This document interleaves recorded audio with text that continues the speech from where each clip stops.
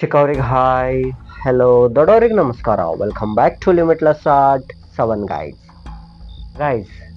ನಂದು ಹೆಲ್ತ್ ಅಷ್ಟಾಗಿ ಸರಿ ಇರಲಿಲ್ಲ, ಹಾಗಾಗಿ ವಿಡಿಯೋದು ಲೇಟ್ ಆಗಿತ್ತು. ಆ್ಯಂಡ್ ಒಂದು ಜಾಬ್ಗೂ ನಾನು ಹೋಗ್ತಾ ಇದ್ದೆ, ಅದಕ್ಕೆ ನಮಗೆ ಅಷ್ಟು ಸರಿಯಾಗಿ ಹೊನ್ನಲಿಲ್ಲ ಅನ್ನೋಕೇನು ಸ್ವಲ್ಪ ಹೆಲ್ತ್ ಇಲ್ನೆಸ್ನಿಂದ ನಾನು ಬಳಲ್ತಾ ಇದ್ದೆ. ಸೊ ಹಾಗಾಗಿ ವಿಡಿಯೋ ಮಾಡೋಕ್ಕಾಗಲಿಲ್ಲ. ಆ್ಯಂಡ್ ಗೈಸ್, ಇವತ್ತು ಒಂದು ಹಾರರ್ ಸ್ಟೋರಿಯೊಂದಿಗೆ ಬಂದಿದ್ದೀನಿ. ಆ್ಯಂಡ್ ಇದು ಒಂದು ಹಾರರ್ ಸ್ಟೋರಿ ಇದೆಯಲ್ಲ, ಇದು ನನ್ನ ಒಬ್ಬ ಕ್ಲೋಸ್ ಫ್ರೆಂಡ್ನೊಂದಿಗೆ ಆಗಿರ್ತಕ್ಕಂಥ ಒಂದು ಹಾರರ್ ಸ್ಟೋರಿ ಆಗಿದೆ. ಏನು ಇದು ಹಾರರ್ ಸ್ಟೋರಿ ಅಂದರೆ, ನೋಡಿ ಗೈಸ್, ನನಗೆ ಒಬ್ಬ ಕ್ಲೋಸ್ ಫ್ರೆಂಡ್ ಇದ್ದ, ಕಾಲೇಜ್ ಆರ್ ಹೈಸ್ಕೂಲ್ ಲೈಫ್ನಿಂದ ಇದ್ದ.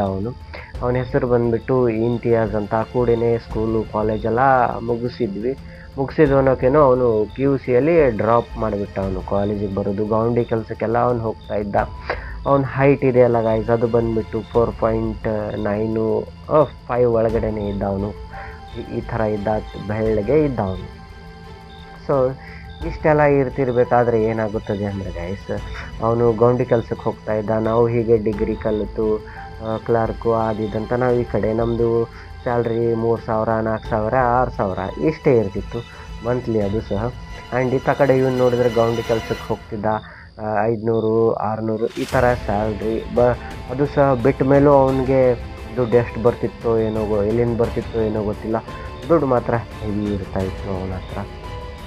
ಸೊ ನಾನು ಥಿಂಕ್ ಮಾಡೋಕ್ಕೆ ಸ್ಟಾರ್ಟ್ ಮಾಡಿದ್ದೆ, ಏನಿದು ಇವನ ಕಡೆ ಸ್ಯಾಲ್ರಿ ಹೇಗೆ ಬರ್ತಾ ಇದೆ, ಸ್ಯಾಲ್ರಿ ಅಂದರೆ ದುಡ್ಡು ಹೇಗಿರ್ತಾ ಇದೆ ಇವನ ಹತ್ರ, ಇವ್ನ ಕೆಲಸಕ್ಕೆ ಬೇರೆ ಹೋಗ್ತಾ ಇಲ್ವಲ್ಲ ಅಂತ ನಾನು ಹಾಗೆ ವಿಚಾರಣೆ ಮಾಡಿ ನೋಡಿದಾಗ ನನಗೆ ತಿಳಿದ ವಿಚಾರ ಏನಂದರೆ, ಏನೇನು ಡ್ರಾಪ್ ಔಟ್ ಆದಮೇಲೆ ಗೌಂಡಿ ಕೆಲಸಕ್ಕೆ ಹೋಗ್ತಾ ಇದ್ದ. ಗೌಂಡಿ ಕೆಲಸಕ್ಕೆ ಹೋಗಿ ಆದ ತಕ್ಷಣವೇ ಸ್ವಲ್ಪ ದಿನಗಳಲ್ಲಿ ಇವಂದೇ ಫ್ರೆಂಡ್ಸ್ ಇರ್ತಾರೆ, ಜುಬೇರು ಅದು ಇದು ಅಂತ ಒಂದು 3 ಜನ ಇರ್ತಾರೆ. ಅವರು ಇವನೊಬ್ಬ, ಹೀಗೆ 4 ಜನ ಸೇರ್ಕೊಂಡು ಏನು ಮಾಡ್ತಿರ್ತಾರಂದರೆ, ಅಮಾವಾಸ್ಯೆ ಹುಣ್ಣಿಮೆ ನೈಟ್ಗಳಲ್ಲೆಲ್ಲ, ಗ್ರಹಣದ ದಿನಗಳಲ್ಲೆಲ್ಲ ಏನು ಮಾಡ್ತಿರ್ತಾರೆ ಅಂದರೆ ಇವರು ಆ ಒಂದು ಸ್ಮಶಾನಕ್ಕೆ, ಅಲ್ಲಿ ಇಲ್ಲಿ ಹಾಳು ಬಿದ್ದ ಜಾಗಗಳಿಗೆ, ನದಿಯ ಒಂದು ಏನಿರುತ್ತಲ್ಲ ಕಡಲ ತೀರಗಳು, ಅಲ್ಲೆಲ್ಲ ಹೋಗಿ ನಿಂತು ಇವರು ತಂತ್ರ ಮಂತ್ರಗಳನ್ನು ಮಾಡೋದು, ಕೆಲವೊಂದು ಮಂತ್ರಗಳ ಪಠನೆ ಮಾಡುವುದು. ಮತ್ತು ಈ ನವಿಲು ಗರಿ ಇರುತ್ತಲ್ಲ ಗೈಸ್,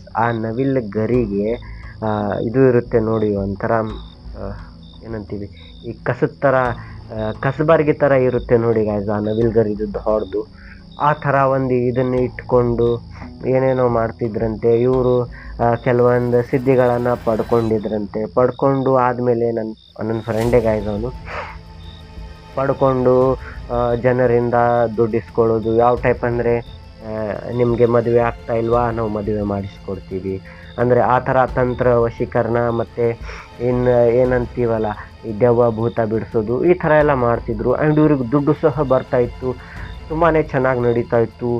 ನನಗೆ ಆಶ್ಚರ್ಯ ಆಗ್ತಾಯಿತ್ತು ನೋಡಿದಾಗೆಲ್ಲ, ಯಾವಾಗಲಾದರೂ ಭೇಟಿ ಆದಾಗ ಮಸ್ತ್ ಡ್ರೆಸ್ಗೆ ಹಾಕ್ಕೊಂಡು ಅಡ್ಡಾಡ್ತಿದ್ದ. ಬಟ್ ಅವರು ವರ್ಕಿಂಗ್ ಟೈಮ್ಗಂತ ಹೋಗಬೇಕಾದ್ರೆ ಮಾರ್ನಿಂಗೆಲ್ಲ ಹೋಗ್ತಿದ್ರಂತೆ ಅವರು. ನಾನು ನೋಡಿಲ್ಲ ಪ್ರಾಪರ್ಲಿ, ಕೆಲವೊಬ್ರು ಹೇಳಿರೋ ಪ್ರಕಾರ ಏನಂದರೆ, ಅವರು ತಲೆಯ ಮೇಲೆ ಹಸಿರು ಕಲರ್ದು ಒಂದು ಬಟ್ಟೆ ಕಟ್ಕೊಂಡು, ಕೈಯಲ್ಲಿ ನವಿಲು ಗರಿ ಹಿಡ್ಕೊಂಡು, ಆಮೇಲೆ ಡ್ರೆಸ್ ವೈಟ್ ಕಲರ್ದು ಹಾಕ್ಕೊಂಡು ಹೋಗ್ತಾ ಇದ್ರಂತೆ ದೆವ್ವ ಬಿಡಿಸೋಕೆಲ್ಲ. ಪರ್ಟಿಕ್ಯುಲರ್ ಟೈಮಿಂಗ್ಸ್ ಇರ್ತಿತ್ತಂತೆ. ಸೊ ಈ ಥರ ಎಲ್ಲ ಮಾಡೋದು. ಒಂದೊಂದು ಇದಕ್ಕೂ ಏನಂದರೆ ಗೈಸ್, 5,000ದಿಂದ 6,000 ಚಾರ್ಜ್ ಮಾಡ್ತಿದ್ದ ಅಂತೆ ಅವನು. ನೋಡೋಕ್ಕೆ ಗಿಡ್ಡ ಗೈಸ್, ಏನಂತೀರಿ. ನಮ್ಮ ಟೈಮ್ನಲ್ಲಿ ಅವನಿಗೆ ಡೈರಿಂಗೇ ಇರಲಿಲ್ಲ, ಬಟ್ ಅವನು ನಂತರದಲ್ಲಿ ಎಷ್ಟು ಡೇರಿಂಗ್ ಫುಲ್ ಪರ್ಸನ್ ಆದ ಅಂದರೆ, ಡೈರೆಕ್ಟ್ ಚಾಲೆಂಜಸ್ ಆಗ್ತಾ ಇದ್ದ, ಈ ಥರದ ವ್ಯಕ್ತಿ ಆಗಿಬಿಟ್ಟ ಅವನು. ಸೊ ಇದೆಲ್ಲ ಆಯಿತು ಆದಮೇಲೆ, ಕೆಲವೊಂದು ದಿನಗಳಾದಮೇಲೆ ಅವನು ಮಾಯ ಆಗಿಬಿಡ್ತಾನೆ, ಎಲ್ಲಿ ಕಾಣನೇ ಸಿಗೋದಿಲ್ಲ ಅವನು. ನಾನು ಕೇಳ್ತೀನಿ, ಏನಾಯಿತು ನಮ್ಮ ಫ್ರೆಂಡ್ ಎಲ್ಲಿ ಅಂತ ಅಂದಾಗ, ಕೆಲವೊಬ್ಬರು ಒಬ್ಬೊಬ್ಬರು ಒಂದೊಂದು ಥರ ಹೇಳ್ತಾರೆ. ಅದೇ ಥರ ಅವ್ರ ಜೊತೆ ಇರ್ತಕ್ಕಂಥ ಒಬ್ಬ ಫ್ರೆಂಡ್ ನನಗೆ ಏನು ಹೇಳ್ತಾನೆ ಅಂದರೆ ಗೈಸ್, ಈ ಒಂದು ಬೆಂಗಳೂರಿನ ಒಂದು ಯಲಹಂಕ ಸೈಡ್ ಎಲ್ಲೋ ಅದರ ಆಸ್ಪಾಸ್ನಲ್ಲಿ ಒಂದು ಮನೆ ಇತ್ತಂತೆ. ಆ ಮನೆಯಲ್ಲಿ ಒಬ್ಬ ಹೆಣ್ಮಗಳು, ಆ ಹೆಣ್ಮಗಳಿಗೆ ಒಂದು ಜಿನ್ ಹಿಡ್ಕೊಂಡ್ಬಿಟ್ಟಿರುತ್ತದೆ, ಈ ಜಿನ್ ಅಂತೀವಲ್ಲ ಅದು. ಸೊ ಆ ಜಿನ್ ಹಿಡ್ಕೊಂಡಾಗ ಅದು ಬಿಡ್ತಾ ಇರಲಿಲ್ಲ ಅಂತೆ ಆ ಹೆಣ್ಮಗಳನ್ನು. 10 ವರ್ಷ ಆಯ್ತಂತೆ ಆಕೆಯ ಜೊತೆನೇ ಇತ್ತಂತೆ. ಆಕೆಗೆ ಫುಲ್ ಅದು ಹೆಂಡ್ ಹಾಕಿಬಿಟ್ಟಿತ್ತಂತೆ, ಬಿಟ್ಟು ಹೋಗ್ತಾ ಇರಲಿಲ್ಲ.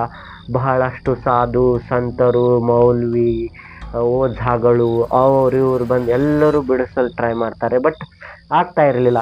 ಅಕಸ್ಮಾತ್ ಅವನಾದರೂ ಬಿಡಿಸಿದ ಅಂತ ಇಟ್ಕೊಳ್ಳಿ ಗಾಯ್ಸ್, ಆ ಒಂದು ಹೆಣ್ಮಗಳ ದೇಹದಿಂದ ಜಸ್ಟ್ ವಿತಿನ್ ಸೆಕೆಂಡ್ ಅದು ಹೋಗ್ತಿತ್ತು. ಒಂದು ದಿನ ಅದು ಹೊರಗಡೆ ಹೋಗ್ತಿತ್ತು, ಹೋದ ತಕ್ಷಣ ಮತ್ತೆ ರಿಟರ್ನ್ ಬರ್ತಿತ್ತು. ಮತ್ತೆ ರಿಟರ್ನ್ ಬಂದಾಗ ಡಬಲ್ ಹಾರ್ಮ್ ಮಾಡ್ತಾ ಇತ್ತಂತೆ ಆ ಜಿನ್. ಪ್ಲಸ್ ಯಾವನಿದನ್ನು ಬಿಡಿಸಿರ್ತಿದ್ನಲ್ಲ ಅವನದು ಸಹ ಹೆಲ್ತ್ ಎಲ್ಲ ಹಾಳು ಮಾಡಿಬಿಡ್ತಿತ್ತಂತೆ. ಈ ಥರದ ಒಂದು ಇನ್ಸಿಡೆಂಟ್ ಅಲ್ಲಿ ನಡೀತಾ ಇತ್ತು ಆ ಒಂದು ಮನೆಯಲ್ಲಿ. ಆವಾಗ ಈ 4 ಜನರಲ್ಲಿ ಒಬ್ಬವನಿಗೆ ಈ ಡೀಲ್ ಬರುತ್ತದೆ, ಇಂತಿಷ್ಟು ದುಡ್ಡು ಕೊಡ್ತೀವಿ, ಒಂದು 20,000 ಈ ಥರ, ನೀನು ಅದನ್ನು ಬಿಡಿಸ್ಬೇಕು ಅಂತ. ಸೊ ಇವರಲ್ಲಿ ಸಹ ಗುರುಗಳು ಮತ್ತು ಶಿಷ್ಯರು ಪರಂಪರೆ ಎಲ್ಲ ಇರ್ತಾವಲ್ಲ, ಇವನೇನು ಮಾಡಿದಾನೆ ಅಂದರೆ ಏನಿದ್ದಲ್ಲ ಈ 4 ಜನರಲ್ಲಿ ನಮ್ಮ ಇಮ್ತಿಯಾಜ್ನ ಫ್ರೆಂಡ್ಗಳು ಇರ್ತಾರಲ್ಲ, ಕಲೀಗ್ಸ್ ಟೈಪ್ ಅವರು ಅದರಲ್ಲಿ. ಸೊ ಅದರಲ್ಲಿ ಒಬ್ಬನು ಹೋಗಿದ್ದಾನೆ ಬಿಡಿಸೋಕ್ಕೆ. ಆ್ಯಂಡ್ ಆವಾಗ ಅದು ಏನು ಮಾಡಿದೆ ಅಂದರೆ ಅಟ್ಯಾಕ್ ಮಾಡಿಬಿಟ್ಟಿದೆ ಇವನ ಮೇಲೆ. ಸೊ ಇವನು ಬಿಟ್ಟು ಬಂದುಬಿಟ್ಟಿದ್ದಾನೆ. ಬಂದ ತಕ್ಷಣ ಏನಾಗಿದೆ ಅಂದರೆ ಯಾರಿಗೂ ಅದು ಆಗ್ತಾನೆ ಇರಲಿಲ್ಲ. ಸೊ ಇವಾಗ ಇಮ್ತಿಯಾಜ್ಗೆ ಗೊತ್ತಾಗುತ್ತದೆ ಇದು, ಓ ಈ ಥರ ಬಿಡಿಸ್ಬೇಕು ಇದನ್ನು ಅಂತ. ಸೊ ಇವನ ಹತ್ರ ಜನಗಳು ಬರ್ತಾರೆ, ನೋಡಿ ಯಾರಿಗೂ ಇದು ಆಗಿಲ್ಲ ಬಿಡಿಸೋಕೆ, ನೀವು ಬಿಡಿಸಿದ್ರೆ ನಿಮಗೆ ದುಡ್ಡು ಇಂತಿಷ್ಟು ಕೊಡ್ತೀವಿ ನಾವು ಅಂತ ಅಂದಾಗ ಇವನು ಒಂಥರ ಸಿದ್ಧಿಗಳು ಬೇರೆ ಇದ್ವು. ಒಬ್ಬೊಬ್ಬರದ್ದು ಒಂದೊಂಥರ ಸೀಕ್ರೆಟ್ಸ್ ಇರ್ತಾವಂತೆ ಗಾಯ್ಸ್. ಸಿದ್ಧಿಗಳಲ್ಲಿ ಕೆಲವೊಂದು ಸೀಕ್ರೆಟ್ಸ್ ಇದ್ದಾಗ ಅವರಿಗೆ ಅವು ಬಿಡಿಸೋಕ್ಕೆ ಈಸಿ ಆಗ್ತಾ ಇರುತ್ತಂತೆ. ಬಟ್ ಇವನ ಹಿರಿಯ ಜನಗಳೇನಿದ್ರಲ್ಲ ಅವರೆಲ್ಲ ಹೇಳಿದರು, ಇದನ್ನು ನೀನು ಮಾಡಬೇಡ, ಇದನ್ನು ಬಿಡಿಸೋಕೆ ಹೋಗಬೇಡ, ನಿನ್ನ ಜೀವ ಕಳ್ಕೊತೀಯ ನೀನು ಅಂತ. ಭಾಳ ಜನ ಜೀವ ಸಹ ಹೋಗಿತ್ತಂತೆ. ಆದರೂ ನಮ್ಮ ಫ್ರೆಂಡ್ ಕೇಳೋದಿಲ್ಲ. ಇವನೇನು ಮಾಡ್ತಾನೆ ಅಂದರೆ ಆ ಮನೆಗೆ ಹೋಗ್ತಾನೆ ಬಿಡಿಸೋಕೆ. ಆ್ಯಂಡ್ ಇವನು ಮಂತ್ರಗಳನ್ನು ಹೇಳೋಕ್ಕೆ ಸ್ಟಾರ್ಟ್ ಮಾಡ್ತಾನೆ ಅವರ ಒಂದು ಲ್ಯಾಂಗ್ವೇಜ್ನಲ್ಲಿ.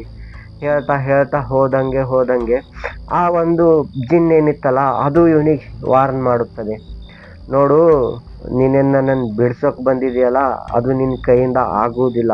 ಅಕಸ್ಮಾತ್ ನೀನು ಬಿಡಿಸಿದ್ರೂ ನಾನು ಭಾಳ ದಿನ ಉಳಿಯೋದಿಲ್ಲ ಹೊರಗಡೆ, ಮತ್ತೆ ಬಂದು ಈಕೆಯನ್ನೇ ಸೇರ್ಕೋತೀನಿ. ಕೆಲವೊಂದು ಕರ್ಮಗಳಿರ್ತವೆ, ಅದು ಅದೇ ಥರ ಹೋಗಬೇಕು. ಸೊ ನೀನು ಇಲ್ಲಿಂದ ಹೋಗು, ನೀನು ಇಲ್ಲಿಂದ ಹೋದರೆ ಇವಾಗ ನಿನ್ನ ಜೀವ ಉಳಿಯುತ್ತದೆ. ನೀನೇನಾದರೂ ನಿನ್ನ ಅರ್ಧಂಬರ್ಧ ವಿದ್ಯೆಯನ್ನು ನನ್ನ ಮೇಲೆ ಯೂಸ್ ಮಾಡಿದರೆ ನಾನು ಆಮೇಲೆ ನಿನ್ನ ಜೀವ ತಗೋತೀನಿ ಅಂತ ಅದು ವಾರ್ನ್ ಮಾಡಿರುತ್ತೆ ಗಾಯ್ಸ್. ಆದರೂ ನನ್ನ ಫ್ರೆಂಡ್ ಒಂಥರ ಅಹಂಭಾವನೆ ಇವನಲ್ಲಿ ಬಂದುಬಿಟ್ಟಿತ್ತು. ಇವನೇನು ಮಾಡ್ತಾನೆ ಅಂದರೆ ಹೋಗ್ಬಿಡ್ತಾನೆ ಅಲ್ಲಿ ಬಿಡ್ಸೋಕ್ಕೆ ಟ್ರೈ ಮಾಡ್ತಾನೆ, ಎಲ್ಲ ಮಾಡ್ತಾನೆ. ಅದು ಬಿಟ್ಟು ಸಹ ಹೋಗುತ್ತದೆ. ಹೋದ ತಕ್ಷಣ ಏನಾಗುತ್ತದೆ ಅಂದರೆ ಇವನು ದುಡ್ಡೆಲ್ಲ ತೊಗೊಂಡು ಬರ್ತಾನೆ. ಆ ಒಂದು ಹೆಣ್ಮಗಳ ದೇಹದಿಂದ ಅದು ಇವಾಗ ಮುಕ್ತಿ ಹೊಂದ್ಬಿಡ್ತು.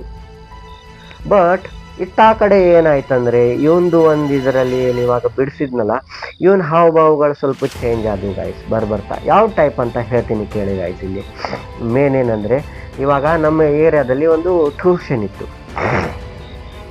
ಸೊ ನಮ್ಮ ಏರಿಯಾದಲ್ಲಿ ಟ್ಯೂಷನ್ ಇತ್ತಲ್ವ, ಆವಾಗ ಹೋಗೋ ಬರೋ ಹುಡುಗರೇನು ಇರ್ತಿದ್ರಲ್ಲ ಇವನು ಸಹ ಅಲ್ಲೇ ನಿಂತ್ಕೊತಿದ್ದ, ಹೋಗೋ ಬರೋರ್ನೆಲ್ಲ ನೋಡ್ತಾ ಇದ್ದ ರೋಡ್ ಮೇಲೆ ನಿಂತು.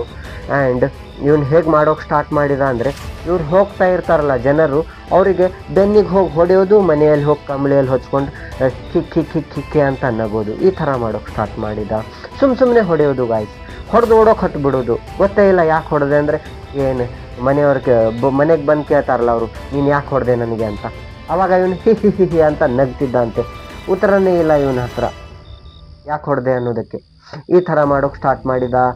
ಒಬ್ಬೊಬ್ಬನೇ ನಗೋದು ಆ್ಯಂಡ್ ಯಾರ ಜೊತೆ ಮಾತಾಡದೆ ಇರೋದು, ಈ ಥರ ಎಲ್ಲ ಮಾಡಿ ಒಂದಿನ ಏನಾಗುತ್ತದೆ ಅಂದರೆ ಈ ಪುಣೆ ಮುಂಬೈ ಸೈಡ್ ಏನು ಸಮುದ್ರಗಳಿದ್ದಾವಲ್ಲ ಆ ಸೈಡ್ ಅವನ ಹೆಣ ಸಿಕ್ಬಿಡುತ್ತೆ ಗಾಯ್ಸ್. ಸೊ ಇದು ಒಂದು ರಿಯಲ್ ಸ್ಟೋರಿ ಆಗಿದೆ. ಸೊ ಅವನ ಹೆಣ ಸಿಕ್ಬಿಡುತ್ತದೆ. ಆ್ಯಂಡ್ ಆವಾಗಿನಿಂದ ಏನಂದರೆ ಇವ್ರ ಜೊತೆ ಏನಿದ್ರಲ್ಲ 3 ಜನ ಫ್ರೆಂಡ್ಸ್ ಅವರು ಸಹ ಬಿಟ್ಬಿಡ್ತಾರಂತೆ ಇದನ್ನೆಲ್ಲ ಮಾಡೋದು. ಅವ್ರು ಅಂತಾರೆ ಏನು ಫ್ರೆಂಡ್ಸ್ ಇದ್ರಲ್ಲ ಅವರೆಲ್ಲ ಇವನಿಗೆ ತಾಕೀತು ಮಾಡಿದ್ರಂತೆ, ಹೋಗಬೇಡ ಇಮ್ತಿಯಾಜ್, ಅದು ಭಾಳ ಡೇಂಜರ್ ಜಿನ್ ಆಗಿದೆ, ಅದು ನಿನ್ನ ಜೀವ ತಗೋತೆ ಅಂತ. ಯಾಕಂದರೆ ಇವರಿಗೂ ಅದು ಕೊಟ್ಟಿತ್ತಲ್ಲ ಕೆಲವೊಂದು ಸೈಡ್ ಎಫೆಕ್ಟ್ಸು, ಅದು ಅವ್ರು ಅನುಭವಿಸ್ತಾ ಇದ್ರು, ಅವ್ರ ಫ್ಯಾಮ್ಲಿಯಲ್ಲಿ ಇರ್ಬೋದು, ಅವ್ರ ಮನೆಯಲ್ಲಿ ಇರ್ಬೋದು. ಸೊ ಈ ಥರ ಎಲ್ಲ ಇದ್ದಾಗ ಇವನು ಅವ್ರ ಮಾತು ಕೇಳಿದರೆ ಉಳ್ಕೊತಿದ್ದ, ಬಟ್ ಇಲ್ಲ, ಅವನು ಕೇಳಿಲ್ಲ, ಅವನದು ಜೀವ ಹೋಗ್ಬಿಡ್ತು ಗೈಸ್. ಅದು ಎಲ್ಲಿ ಅಂದರೆ ಪುಣೆ ಮುಂಬೈ ಸೈಡ್ ಒಂದು ಬೀಚ್ ಇರುತ್ತಲ್ಲ, ಬೀಚ್ ಸೈಡ್ ಅವನು ಹೆಣ ಸಿಕ್ತಂತೆ ಹಾಗೆ ಬಿದ್ದು. ಅವನು ಪೂರ್ತಿ ಹುಚ್ಚ ಆಗಿಬಿಟ್ಟ ಅಲ್ಪ ದಿನದಲ್ಲಿನೇ. ಆ ಥರ ಇನ್ಸಿಡೆಂಟ್ಗಳು ಆಗ್ತವೆ. ಹೀಗೆ ಗಾಯ್ಸ್, ಏನಂದರೆ ನಾವು ತಳ ಬುಡ ಇಲ್ಲದೆ ಏನು ಮಾಡ್ತೀವಿ ಅಂದರೆ ದುಡ್ಡಿನ ಆಸೆಗಾಗಿ ಕೆಲವೊಂದು ಯಾವುದೋ ಒಂದು ಬುಕ್ ಸಿಕ್ತಂತ ಹೋಗಿ ನಾವು ವಿದ್ಯೆಯನ್ನು ಕಲ್ತ್ಕೊಂಡ್ಬಿಡ್ತೀವಿ. ಇವನಿಗೂ ಹಾಗೆ ಆಗಿದ್ದು, ಒಂದು ಬುಕ್ ಸಿಕ್ಕಿತ್ತಂತೆ ಇವ್ರದ್ದೇ ಲ್ಯಾಂಗ್ವೇಜ್ನಲ್ಲಿ. ಸೊ ಅವನು ಅದನ್ನು ಕಲಿತ್ಕೊಂಡು ಒಂದೇ ಕಾಲ ಮೇಲೆ ನಿಂತ್ಕೋತಿದ್ದ ಅಂತೆ ಗಾಯ್ಸ್. 4 ಗಂಟೆ ಗಟ್ಟಲೆ ನೈಟ್ ಒಂದೇ ಕಾಲ ಮೇಲೆ ನಿಂತ್ಕೊಂಡು ಸಿದ್ಧಿಯನ್ನೆಲ್ಲ ಮಾಡಿಕೊಂಡು ಕೈಗೆ ಒಂಥರ ಈ ಇದ್ರದ್ದು ಹಳದಿ ಕಲರ್ದೆಲ್ಲ ಹೊಡ್ಕೊತಿದ್ದಂತೆ ಡಿಸೈನ್ಸ್ ಎಲ್ಲ ಮಾಡಿಕೊಂಡು ಏನೇನೋ ಮಾಡಿದ ಅವನು. ದುಡ್ಡು ಬಂತು, ಬಟ್ ರಿಸ್ಕ್ ಈ ಥರ ಆಗ್ಬಿಡ್ತು. ಅವನು ಸತ್ತು ಹೋಗ್ಬಿಟ್ಟ. ಆ್ಯಂಡ್ ಇದು ಎಲ್ಲರಿಗೂ, ಇದು ಏರಿಯಾದಲ್ಲೆಲ್ಲರಿಗೂ ಗೊತ್ತು ಇದು ಹೀಗೆ ಆಗಿದೆ ಅಂತ. ಸೊ ಗೈಸ್, ಇದಾಗಿತ್ತು ಇವತ್ತಿನ ಸ್ಟೋರಿ. ಆ್ಯಂಡ್ ಇವಾಗ ಏನಂದರೆ ಅವನು ಫ್ರೆಂಡ್ಸ್ ಏನಿದ್ದಾರಲ್ಲ ಅವರೆಲ್ಲ ಅದನ್ನು ಬಿಟ್ಟುಬಿಟ್ಟಿದ್ದಾರೆ ಗೈಸ್, ಆ ಒಂದು ಮಂತ್ರಗಳನ್ನೆಲ್ಲ ಮಾಡುವುದು. ಸೊ ಇದಾಗಿತ್ತು ಗೈಸ್ ಇವತ್ತಿನ ಒಂದು ಸ್ಟೋರಿ. Thank you guys.